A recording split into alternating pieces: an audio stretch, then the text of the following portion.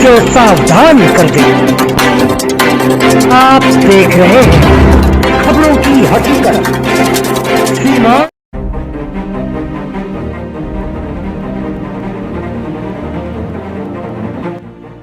देश के शीर्ष विश्वविद्यालयों में से एक जवाहरलाल नेहरू विश्वविद्यालय जेएनयू दिल्ली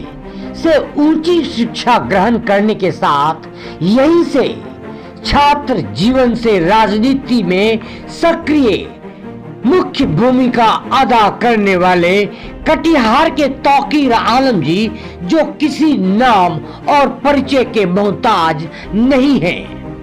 पिछले विधानसभा चुनाव में कटिहार के प्राणपुर विधानसभा क्षेत्र से तौकीर आलम जी बहुत ही कम मतों से पराजित हुए थे। राष्ट्रीय स्तर के कांग्रेस के युवा ने से लेकर कांग्रेस के महत्वपूर्ण पदों को संभाल चुके हैं और जो कि वर्तमान में कांग्रेस के राष्ट्रीय सचिव हैं, जो कि राहुल गांधी और प्रियंका गांधी के निर्देश पर कई राज्यों में संयोजक की भूमिका निभा चुके हैं, जहां जीत कांग्रेस को हासिल मिल चुकी है। इन दिनों कटिहार में युवा कांग्रेस का एक बड़ा वर्ग इंडिया गठबंधन कोर कमेटी से यह मांग करने पर तुली है कि आगामी लोकसभा चुनाव में युवा कांग्रेसी नेता राष्ट्रीय सचिव तौकीर आलम जी को लोकसभा उम्मीदवार बनाया जाए। देखिए सीमांचल न्यूज पर तौकीर आलम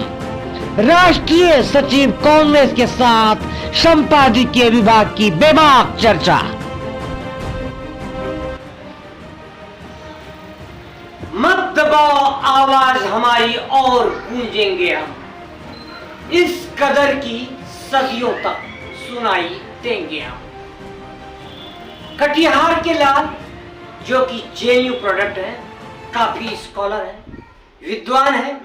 इनके बारे में हम आपको बताना चाहेंगे। पिछले विधानसभा चुनाव में बहुत ही कम मतों से इन्हें असफलता हाथ लगी। हर दिल अजीज है, युवाओं के लिए आइकॉन है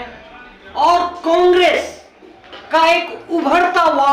वह सितारा है जो न सिर्फ कटिहार की बात हम करें बल्कि केंद्रीय राजनीति की भी बात करें तो केंद्र के शीर्ष नेताओं के भी, खासकर कांग्रेस के आला कमान के भी ये काफी चेते हैं। और काफी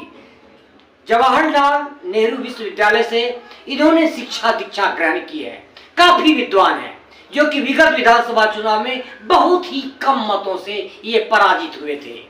इस बार कांग्रेस के ज्यादातर युवा नेता ये चाहते हैं कि उम्मीदवारी को लेकर के कि तौकीर साहब के पक्ष में बहुत सारे लोग आए हैं, जैसे कि हमें सूचना मिल रही है, लगातार सूचनाएं मिल रही है। इस तरह की तमाम बातों की खुलासा के लिए और समसामयिक मुद्दों पर बेबाक चर्चा के लिए आप सीधे रूबरू हो रहे हैं तौकीर साहब से। तौकीर साहब, सीमांचल न्यूज में आपका हार्दिक अभिनंदन, आपका स्वागत, इस्तकबाल। बहुत शुक्रिया। आपके बेबाकी और जज्बात से भरे अल्फाज सिर्फ कटिहार ही नहीं, पूरे सीमांचल और पूरे एरिया बिहार में गूंजते रहता है, तो बहुत शुक्रिया आपका। बहुत जगह जाते हैं, कई बार मैंने देखा है कि कभी नॉर्थ ईस्ट इंडिया, कभी किसी स्टेट, यानी कांग्रेस आपको कहीं भी आइकॉन बनाकर प्रचार के लिए भेज। नहीं, जब मैं यूथ कांग्रेस से मेरी शुरुआत बिहार की राजनीति से हुई है और इससे पहले जवाहरलाल नेहरू विश्वविद्यालय में मैंने छात्र जीवन की राजनीति की है।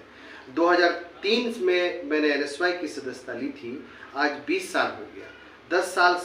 से 12 साल से मैं कटिहार की राजनीति में हूँ और कटिहार के यूथ कांग्रेस के अध्यक्ष जब मैं बना, उसके बाद 15 में विधानसभा चुनाव हुआ और उसके बाद ही जब मैं जिला परिषद का में जीता था मैं, उसके बाद मुझे राष्ट्रीय कमेटी में यूथ में लिया गया था। उसी वक्त मुझे हरियाणा, पश्चिम बंगाल, उसके बाद महाराष्ट्र, फिर नॉर्थ ईस्ट का एरिया, इन तमाम जगहों में मुझे अलग अलग युवाओं के लिए कैंपेनिंग नहीं किया, वहाँ का संगठन का मैं प्रभारी था, यूथ कांग्रेस संयोजक की भूमिका, स्टेट का मैं इंचार्ज रहा, उन स्टेटों में काम किया। उसके बाद फिर अभी 2 साल पहले ऑल इंडिया कांग्रेस कमेटी जो मेन बॉडी है उसका मैं राष्ट्रीय सचिव बन के उत्तर प्रदेश का सह प्रभारी के रूप में आदरणीय श्रीमती प्रियंका गांधी जी जो महासचिव हैं, वहाँ की इंचार्ज है, उनके साथ काम कर रहा हूँ। क्या बात है, इसके लिए भी हार्दिक बधाई। विगत चुनाव में बहुत ही कम मतों से आपको पराजित होना, क्या इसके पीछे क्या कारण समझते? देखिए, हार जीत सिक्के के 2 पहलू हैं और ये जीवन का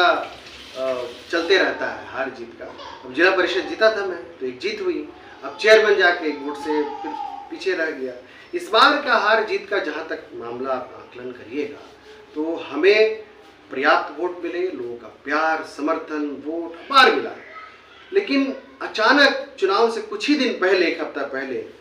जिससे खिलाफ मैं चुनाव लड़ता था, जिन मुद्दों के आधार पे, वहाँ के विकास के आधार पे स्वर्गीय विनोद सिंह जी जो मंत्री रहे, उनका देहांत हो गया। और फिर हमारे देश में एक भावनात्मक रूप से लोग वोटिंग करते हैं, तो मैं इसको उसी रूप में लेता हूँ। शायद मैं उसी वजह से थोड़े वोट से पीछे रह गया, लेकिन जनता के दिलों में कहीं न कहीं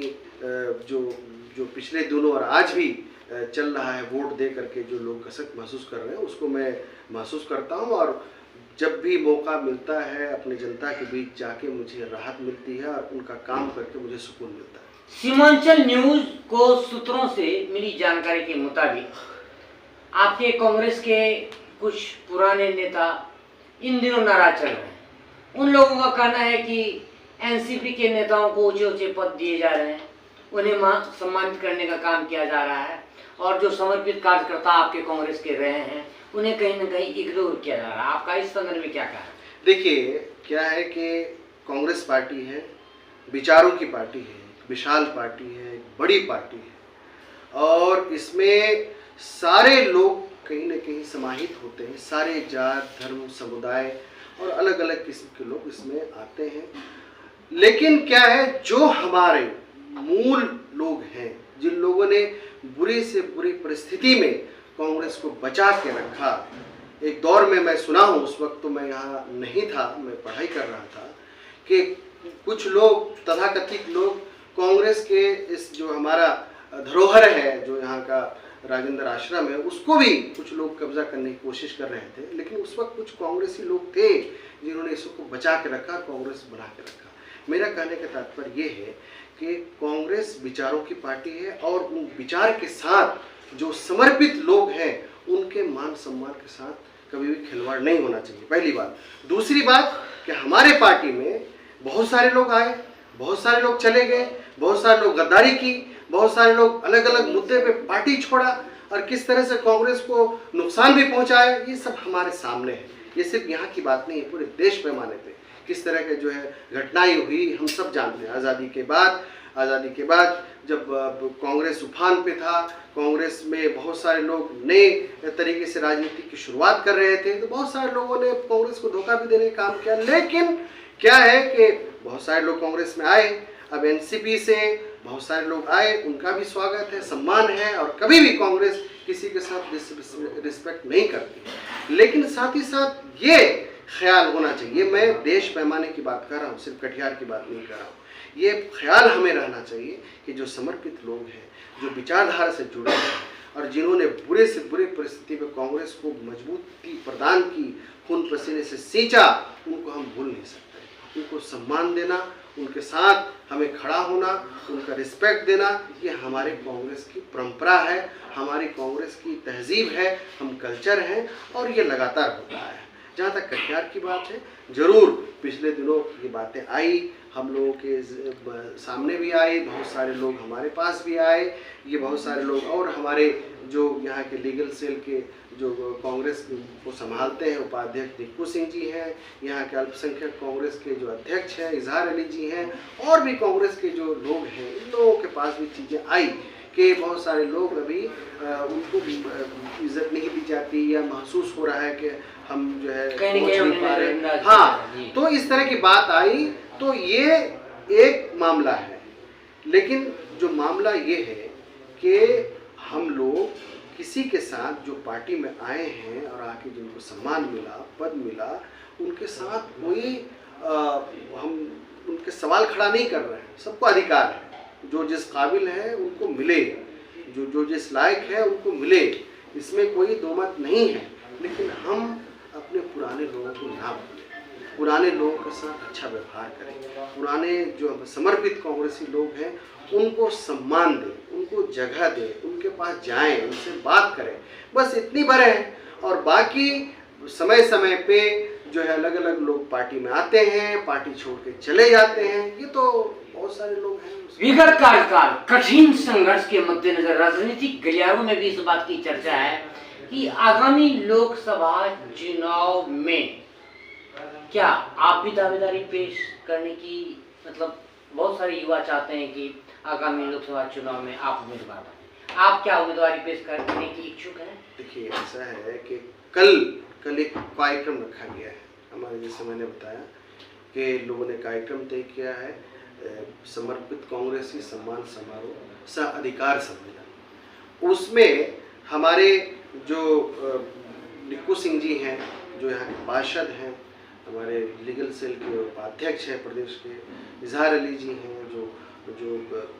हमारे अल्पसंख्यक कांग्रेस कमेटी के अध्यक्ष हैं, इन लोगों ने और उनकी कमेटी और सभी लोगों ने मिलकर तय किया। उसमें मुख्य रूप से हमें बुलाया गया है। तो वहाँ पे इस बीच क्या हुआ कि जो लोगों का जो भावनाएं हैं, लोगों की जो प्रतिक्रिया आ रही है, लोगों का जो प्यार और समर्थन मिल रहा है, मैं भी सोशल मीडिया में देख रहा हूँ,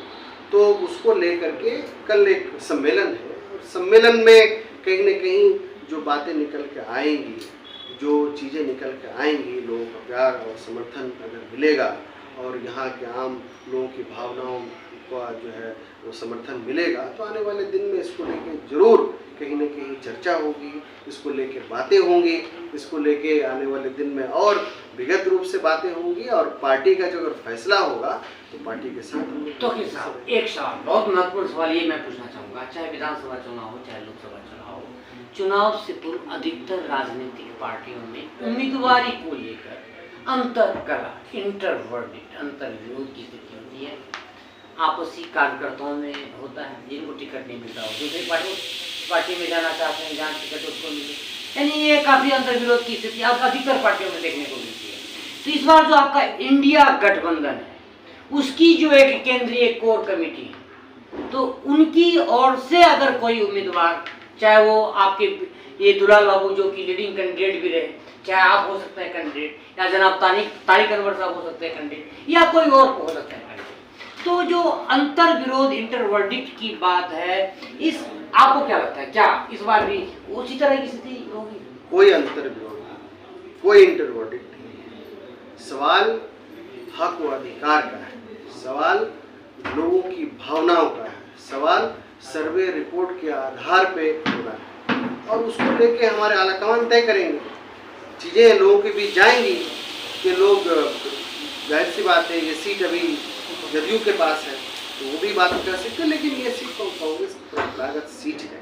रही है और यहाँ हम लंबे समय से यहाँ की राजनीति रही है। सवाल मेरे कैंडिडेचर या किसी कैंडिडेचर का नहीं है, सवाल है इंडिया वर्सेस एनडीए का। जो भी कैंडिडेट होगा, जो भी आलाकमान का फैसला होगा, उसको लेकर मजबूती से लड़ी जाएगी। और ये तो डेमोक्रेसी की खूबसूरती है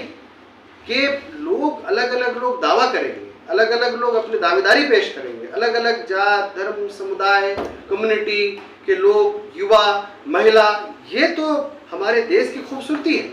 और इसको आप नहीं रोक सकते हैं। और ये जो रोकने की जो लोग कोशिश कर रहे हैं वो गलत दिशा पे जा रहे हैं कि दावेदारी कोई ना पेश कर पाए, मतलब मैं बता रहा हूँ ये गलत है। तो दावेदारी पेश करना ये सबका अधिकार है, मौलिक अधिकार है, पार्टी के अंदर इंटरनल डेमोक्रेसी है और हमारे इंडिया में जो गठबंधन है उसके अंदर जो फैसला होगा पहले आलाकमान तय करेंगे, उसके बाद ना यहाँ पे होगा। इसलिए ऐसी कोई बात नहीं है। कटिहार इंडिया गठबंधन के लिए बहुत ही मजबूत सीट है, सभी लोग एकजुट हैं और जो भी पार्टी का फैसला होगा उसको सराफों पे लेके सब लोग चुनाव लड़ाएंगे। बस ये है कि जो सामाजिक ताना बाना है, जो देश जिस धारा पे चल रहा है और उसको लेकर के जो लोगों की मन की बात है, लोगों के दिल की बात है, लोगों के जहन की बात है, लोगों का जो राय मशवरा है, उसका जरूर ध्यान रखा जाएगा और उस आधार पे जरूर तय होगा। ये मेरा एक जो सुझाव है कहीं ना कहीं, और ये चीज आने वाले दिन में। अच्छा, अक्सर मैं कई बार आपके कंपनी में कई बार सामाजिक सद्भावनाओं को लेकर स्पीच में आपका सुना हूं। मुझे लगता है कि जो अक्सर आप इंडिया गठबंधन या कांग्रेस की तरफ से सामाजिक सद्भावना को एज द टाइटल आप रखते हैं, इस संदर्भ में आप बताएं। देखिए, उसके लिए सबसे जो अभी के आइकॉन हमारे हैं, जिन्होंने कश्मीर से कन्याकुमारी तक यात्रा करके देश ही नहीं पूरी दुनिया में एक मिसाल कायम किया, इस नफरत भरे दौर में, इस जुल्मत और अंधेरे भरे दौर में जिन्होंने रोशनी, उम्मीद की रोशनी जलाई, वो आदरणीय राहुल गांधी जी हैं, जिन्होंने सद्भावना की बात की, जिन्होंने एकता की बात की, जिन्होंने देश को जोड़ने की बात की, जो देश का ताना बाना है, जो देश की बनावट और बुनावट है, उसकी बात की कि यहाँ किसी एक धर्म को लेकर के नहीं, बल्कि तमाम धर्म के लोगों को, तमाम समुदाय के लोगों को, तमाम दबे कुचले लोगों को, तमाम तरह लोगों को हक व अधिकार मिलना चाहिए। आज आदरणीय राहुल गांधी जी भारत जोड़ो यात्रा के बाद आप देखे होंगे, चाहे कर्नाटका का चुनाव हो जो हम अपार बहुमत से जीते हैं और भाजपा को हरा के जीते हैं, इसी भारत जोड़ो यात्रा के बाद जो हिमाचल प्रदेश का चुनाव, जहाँ ये लोग बोलते हैं कि सिर्फ मुसलमान ही बोलते हैं ना, मुस्लिम परस्त पार्टी कांग्रेस को घोषित करते हैं ये लोग, हिमाचल प्रदेश में हमारी फीसद 1% या 2% भी नहीं है, वहाँ भी हमने भाजपा, जहाँ जेपी नड्डा है, जहाँ भाजपा का राष्ट्रीय अध्यक्ष है, वहाँ भी हमने जीत हासिल की। कहीं ना कहीं भारत जोड़ो का असर, जो जहन में गलाजत, जो जहन में नफरत फैल गया था, कहीं ना कहीं आदरणीय राहुल गांधी जी की इस कोशिश से ये तमाम चीज़ें कम हुई है और एक सही दिशा में देश जा रहा है। आदरणीय राहुल गांधी जी किसकी बात कह रहे हैं? दबे कुचले लोगों की, पिछड़ों की, उन तमाम लोगों की, वंचित क्लास की, उन ओबीसीज की, बैकवर्ड की, अति पिछड़ा की, जिन लोगों को सम्मान नहीं मिला, जो पीछे रह गए। वो क्या बोल रहे हैं कि कितने जो IAS ऑफिसर हैं जो देश चलाते हैं, उनमें तो मात्र 3 लोग ओबीसी के हैं। ये तो सामाजिक सद्भावना, ये तो समाज की न्याय का मामला नहीं हुआ है जो भाजपा के राज में हो रहा है। तो आदरणीय राहुल गांधी जी वो तमाम चीज़ें कह रहे हैं, बिहार में वो चीज़ें हो गया कि जातिगत आधारित जनगणना, और उस आधार पे देश के शासन प्रशासन में और देश में, देश के शिक्षा में, रोजगार में सबको अधिकार मिले, और खास करके युवाओं को, खास करके ओबीसीज को, बैकवर्ड को, उन लोगों को अधिकार मिले, उनको हिस्सेदारी मिले प्रॉपर, जितनी जिसकी संख्या भारी उतनी उसकी हिस्सेदारी। ये बात आदरणीय राहुल गांधी जी पार्लियामेंट के अंदर, पार्लियामेंट के बाहर तमाम पिछड़ों के लिए, तमाम लोगों के लिए बात कर रहे हैं। तो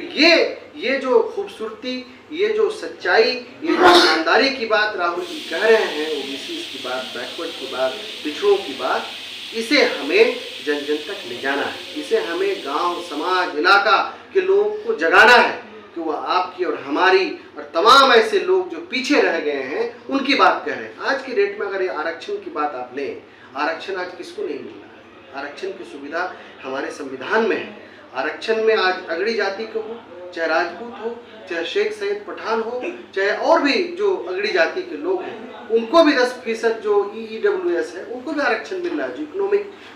रूप से जो वीकर सेक्शन है उनको भी मिल रहा है। तो तमाम लोगों को आज आरक्षण मिल रहा है, तमाम लोगों को जो भी पीछे रह गए उनको मिल रहा है। तो वैसे ही जाति आधारित जनगणना के बाद एक लोगों में भावना जो आई है कि सब लोग सबका भला होगा, हाँ सबका भला होगा। वो लोग जो पीछे रह गए, वो लोग जो पहुंच नहीं पाए हैं सांसद तक, वो लोग जो विधायक बन नहीं पाए हैं, वो लोग जो अपर हाउस नहीं पहुंच पाए हैं, वो लोग जो नौकरी में जिनको हिस्सेदारी नहीं मिली है, शिक्षा में प्रॉपर जगह नहीं मिली है, जाति आधारित जनगणना मैं तो कहूँगा कि एक्सरे है, वो एक्सरे से तमाम बीमारियां सामने आ गई है। उस आधार पे देश की और प्रदेश की खास करके बिहार में नीति निर्धारित होगा कि कहाँ कहाँ किस जगह पे बीमारी है, उस जगह पे हमें स्कूल देना है, उस जगह कॉलेज देना है, वहाँ पे हमें नौकरी देना है, वहाँ के लोग पीछे रह गए उनको आगे बढ़ाना है, ऐसे लोग वहाँ के लोगों को शासन प्रशासन में हिस्सेदारी देना है, वहाँ के लोगों को सांसद बनाना है। ये तमाम चीज़ें कहीं ना कहीं निकल के आने वाले दिन में आएगी, हक हुकूक की बात आएगी, और उसी को लेके कहीं ना कहीं जो कल की बैठक है इन तमाम चीज़ों को लेके जहाँ समर्पित कांग्रेसियों का सम्मान समारोह वहाँ अधिकार सम्मेलन भी होगा, और जो इन लोगों ने कोशिश की है वो सराहते हैं। और कल आगामी लोकसभा चुनाव के मद्देनजर आप कटिहार, कोसी, सीमांचल सहित देशवासियों से क्या अपील करना चाहिए? हम ये कहना चाहेंगे कि आज़ादी के इतने 77 साल के बावजूद भी सीमांचल को अगर हम नज़र उठा के देखते हैं, आज भी हमें कोई बड़ी फैक्ट्री नहीं मिलती, आज भी जो यहाँ पे एक जूट मिल था वो कहीं ना कहीं खत्म हो गया। यहाँ पे कोई सेंट्रल केंद्रीय विश्वविद्यालय नहीं है, एम्स जैसी कोई संस्था नहीं है, जो आज लगातार यहाँ से दिल्ली और ख़ास करके पटना सब जगह यहीं से प्लान, यहाँ नहीं मुंबई गुजरात हर जगह जाकर के यहाँ के लिए, यहाँ से लोग रोज़गार लेने के लिए बाहर जाते हैं। यहाँ कोई फैक्ट्री क्यों ना हो, कोई यहाँ पर रेलवे की फैक्ट्री क्यों ना हो, कोई यहाँ पे कारखाने बड़े क्यों ना हो, क्यों नहीं पूर्णिया को जो है दूसरी राजधानी बनाया जाए, क्यों ना जो है चीनी मिल की स्थापना हो, क्यों ना पन बिजली का स्थापना जो है आपका परियोजना लागू हो। ये तमाम ऐसी चीज़ें हैं जो लोग डिमांड कर रहे हैं, जो कहीं ना कहीं सीमांचल एक टकटकी निगाह से देख रहे हैं कि इन मुद्दों को लेकर कौन आएगा, इन विषयों को लेकर कौन बात करेगा, कौन हमारे बेरोजगारी की बात करेगा, कौन अच्छी शिक्षा की बात करेगा। आज भी बाढ़ से लोग परेशान रहते हैं, उसको लेकर क्यों नहीं कोई प्लानिंग हो। ये जो मुद्दे हैं ये बेसिक मुद्दे हैं, ये तमाम लोग चाहे अगड़ा हो पिछड़ा हो सभी समुदाय के लिए है और सब समुदाय की बात इसमें समूहित है और इसी को लेके यही मुद्दे के आधार पर राजनीति होगी और इस मुद्दे को लेके हम लोग सीमांचल के हकों और अधिकार के लिए लगातार बात होगी और उसको आने वाले दिन में उसकी कार्य योजना को लागू करने के लिए बात भी की जाएगी, उसको लेके आवाज़ बुलंद की जाएगी और उसको लेके जनता के बीच जगाने का काम किया। सीमांचल न्यूज महापरिवार आपके उज्जवल भविष्य की कामना करता है। सीमांचल